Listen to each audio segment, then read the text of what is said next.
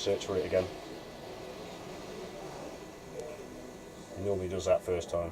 That's it, just press on the Swift BLE one, that should bring it back up, that's it. So it also shows different levels as well of your battery, your leisure charging, also solar power. What does that mean, leisure charging? Well, that's showing the voltage in the centre of your screen now. Yeah. That's the voltage that's coming into your battery. Right. Once the charger's on, it's pushing power into your battery. Okay. Okay. If you didn't have 240 connected, that you just get the normal, whatever your battery level is. Yeah, got you. Okay. If you just come back out of that one, so there's not a lot you really can do with that one. Next one is your water. You won't be able to do a lot with that one because obviously you haven't got a tank, but you could switch your water pump on remotely if you wanted to. Probably not a good idea. If you imagine you were remotely doing that and you've got left some tap on, you go and press that and you end up with water everywhere and you can't do anything about it because you don't realise you've left the tap on. Yeah. Okay, just come back out of that one, otherwise it just tell you temperatures. Next one is your heating. Okay, what I need to do now is just set this heating.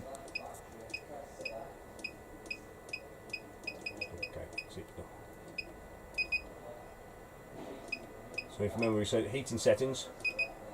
So at the moment it says control manual, so that's controlling it from the heating panel itself. If I press the arrow pointing towards the screen, you've got option of timer, so you can set a timer on this control panel to control that, or app. Okay, so obviously app.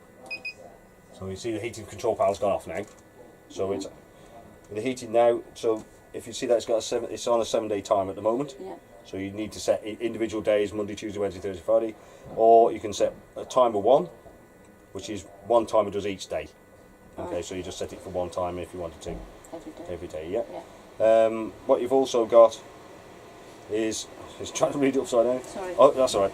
So that's it. You've got override. See that one? Yeah. So as we said, we're up on the Windrequite there. You've had the timer set, but you think, oh, it's not going to be coming on till 2 or 3 hours time. So I want the heating on now. You can actually press override. You can select an energy. So if you just tick on gas and 1 electric, so that's what be 1 kilowatt. You see the little ones. That's 1 hour is the running time. So that's how long it will run for. Next one, if you just click the centre one, that'll be the temperature. So you just scroll up, and if you just set 25 degrees, not this, going to give us that, but that's it. And then you could set water if you wanted to, but that's the next one along, but we won't do that. We just press start now. What you should see in a few seconds, once that becomes clear, you should see the heating control panel start to... So if you haven't got it set on timer and you just want to use it as an ad hoc thing... But as in manual, as in play with it yourself, yeah. You see that? It's now come on now, look. Yeah. You see, heating's not operating at the moment, obviously it's too hot. Normally you'll see a play symbol in that one there, that's heating. That's your water heating. That's a stop symbol at the moment because there's no heating running because it's just too hot. So if you remember what we did, we set it to 25 degrees. Yeah. We set no water heating, we set 1 kilowatt in gas. Okay? So that's operating by that now. So that will operate for that hour and then it will switch itself off or go back to timer setting. Right. Otherwise you just set it, you do it manually. You spend your first holiday learning how to use that, can't you? Yeah, I could do, yeah, definitely. Have you got this at home, have you, or you got it in storage? Home. Oh, At home. sorry. Well, yeah, if you got it at home, you can get it at any time, have a play, but that's the best thing to do. Otherwise, you don't want to be particularly messing around when you get the first time you go away and try and do set it all up. That's what I tend to do. I always set mine up before I go away. I'll get the water running through it, make sure that all that's running okay, the gas is running okay, heating systems, all that. Oh, the same play now. Look. Yeah. Okay. So what happens then? Yeah. So if you wanted to revert back now, just press override to switch that override off. It would revert back to timer, or should do. That's it. So it's reverted back to timer now. Yeah. So what it will do is when it goes back to time, it will remember what energy you set it at as well. So it'll revert back to the energy that you would have set for the override. Okay. And if you want it on manual, then you just press the manual. Press the manual, yeah. And then that. Yeah, it's either that or it's via that. Yeah. Right. Okay. So on your mains lead outside, I mean that obviously goes into a socket on site. Yes. Where if we wanted to use it at home, we can get a connector from that to an extension lead, say. Yeah. Yeah, right. we can do that. You've got those here. Yes. Yeah, I've actually got mine.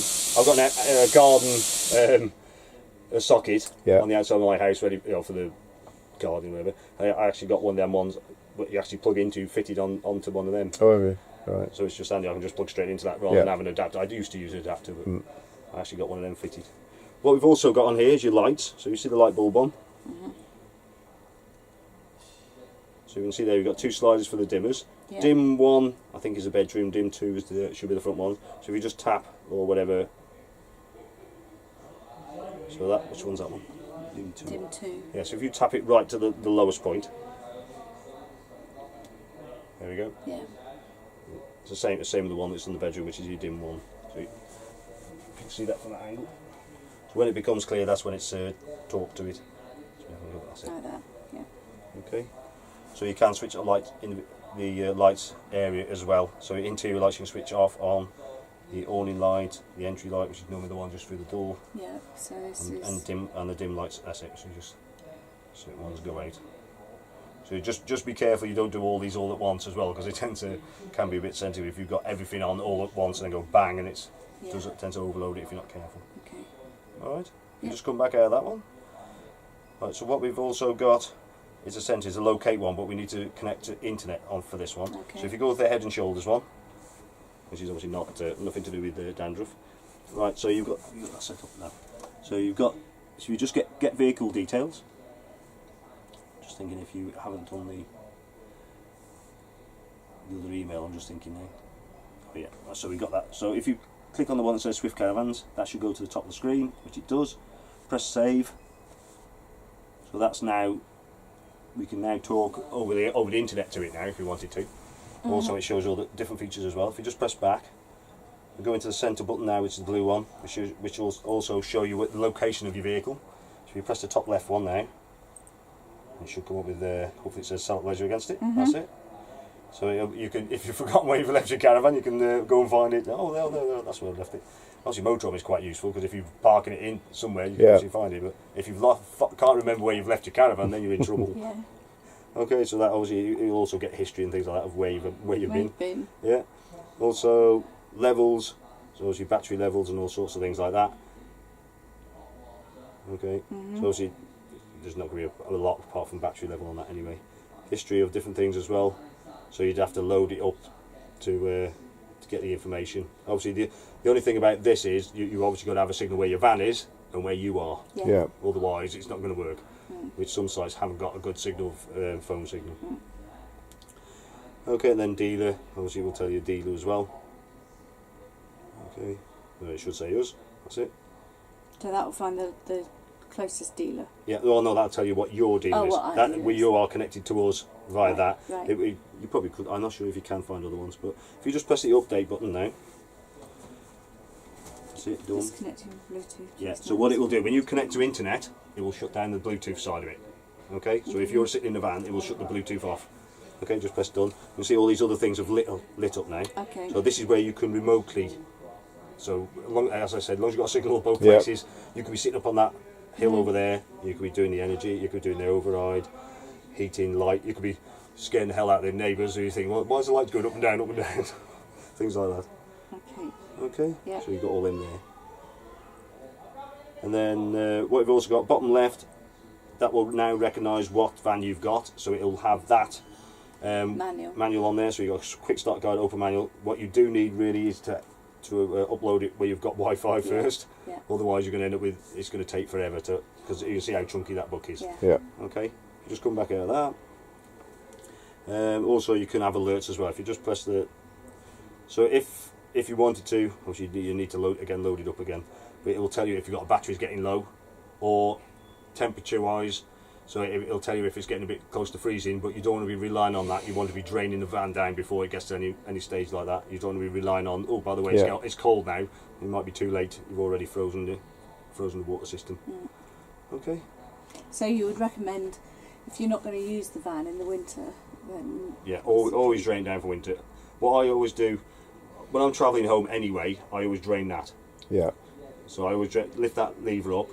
The yellow lever underneath there, which drains your boiler and the rest of your system. So you need to also open the tap to centre on each tap. And as you're travelling, that will help the water drain out. So every time by the time you got home, the only thing you might have to do is your toilet flush. So hopefully that will be all drained down by the time you get home. So you don't have to worry every time when it gets to winter thinking, oh, did I drain it down or not? Because you've drained it down every time you go in. Plus, that reduces the nose weight as well. So Yeah. you've got that extra 10 kilo which is sitting right in that corner. That could be extra weight you could have for whatever you're going to be carrying. Yeah. Okay. All right. I don't think there was anything else on that one. What's the Swift That one, one? that's just a Swift website. So that'll go to Swift website, Swift okay. Talk. So you got a forum. You can talk to other people who've got a Swift caravan if you wanted to, and things like that. Okay. Usually there's a lot of bad things going on there because obviously the people who are going to talk on there are the ones that people are having problems. And they'll be venting their anger normally, which you find there's about 5 people who are venting their anger. You think how many thousands of vans that are going through.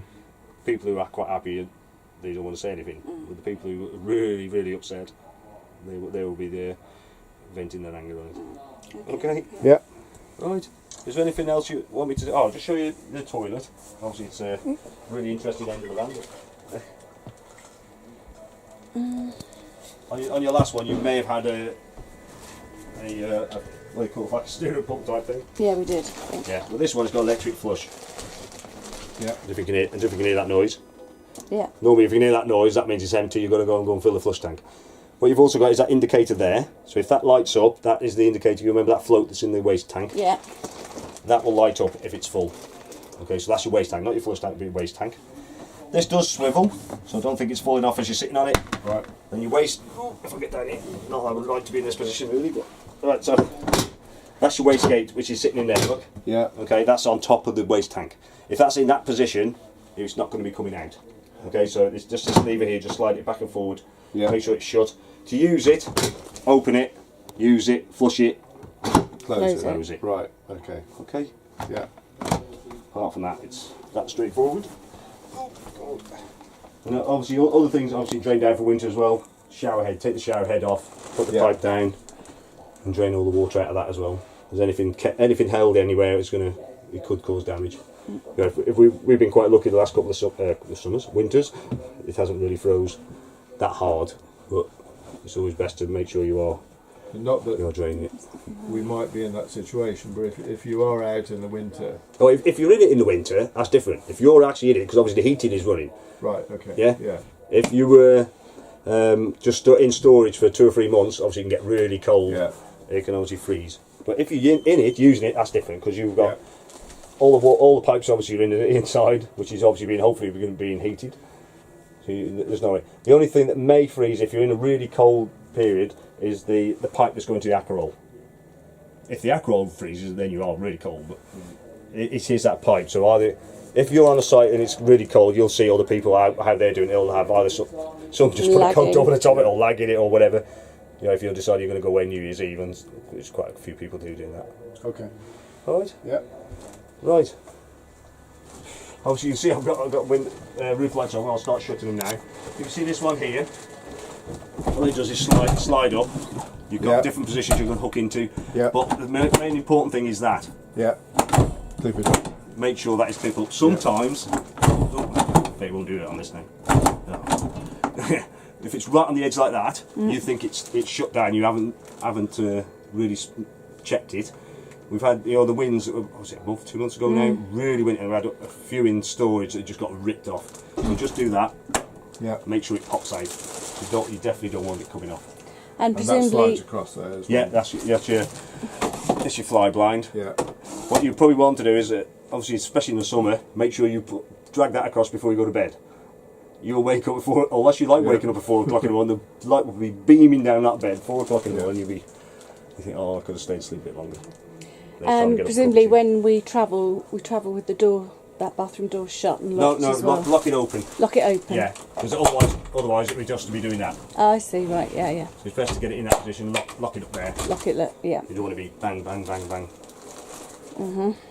Okay, TV aerial. Oh, just in the wardrobe, I just forgot about heating system, which is also a TV aerial in there as well. There's a header tank here or expansion tank for the heating system. Okay, there's a minimum maximum mark. Just make sure you got a finger width above the minimum mark before you start. And you've just seen that window is obviously a bit dark. Right, so that's not working. I thought it was a bit dark in there. Difficult to see. There's a minimum mark back there, maximum mark there. If you need to top it up, all you need to do, remove that. Obviously make sure the heating system's not operating at the time. Just unscrew that, top it up. It is an antifreeze mix. Okay, so obviously you don't have to drain that for winter. So it's similar to your car, obviously it stops it from freezing. You can top it up with water if you're really desperate. Top it up with water, but obviously just make sure you put some antifreeze in. You definitely don't want that freezing either. Okay. Okay, aerial. You've got a directional aerial. You see from here, you've got a locking nut. Just loosen that off, and all you need to do is just push it up. You can turn it. Have a look, see where everybody else is pointing their aerial. There's likely they're in the right position to try and pick a signal up. It does, wherever it is. I can't see it now. There should be a sticker around here somewhere. I can't see it. No, normally it says that there is either facing one way or the other. You can't see the sticker here at all, so I must have put it in a different position. So you just lock it off in position. What that also is indicating, if I turn this now, see it's now going into the V position, that is just tip the aerial on the top up into that position. Right. Again, have a look, see if everybody else is doing that, you might as well do that, because obviously that's the best way of getting a signal. Otherwise, when you're travelling, make sure it's in the green. Just loosen that, slide it back down. Okay. Okay. Like that. It's not. I'll get the engineer to look at that as well. Right. So obviously table storage is in here. Make sure that is secure before you travel. You don't want that bouncing around. Okay. Right. What we've got here. Unless there's any other questions, this may prompt you for questions anyway. What this is a handover sheet. This is just to confirm to yourself that you either understood what I've said. Hopefully some can stay in. Otherwise it may prompt, as I said, prompt you for a question. So if you think, oh, I'm not quite sure what he means by that, obviously ask. So what I want to do now is tick through all of these, make sure you're happy. Chris etching, which I didn't explain. Have you heard of Chris?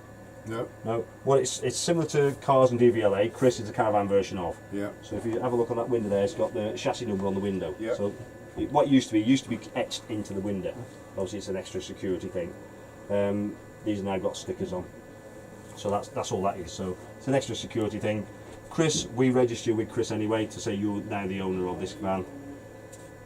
So just go through all these now. Most of them should apply. If you're not sure, obviously ask. I need you to sign it. That's to do with the wheel nuts. Obviously, you're aware of you need to do that. Make sure you obviously tighten the wheel nuts. Obviously, it's your responsibility once you leave us. I will check that before you leave. Read and tick through all them. Read and print and sign there. Service issues. So you're not happy with anything. So if you're not happy with the cleaning of it, not happy with the extras that should have been fitted, or any of the service issues. So if you want to put fridge door broke, light in the wardrobe not working. So anything else, obviously point it out to yourself. We'll try and get that sorted before you leave. Otherwise, print the sign down the bottom there. Blank page. What we've got here, Stuart mentioned about a snagging appointment. You mentioned that now? No. No.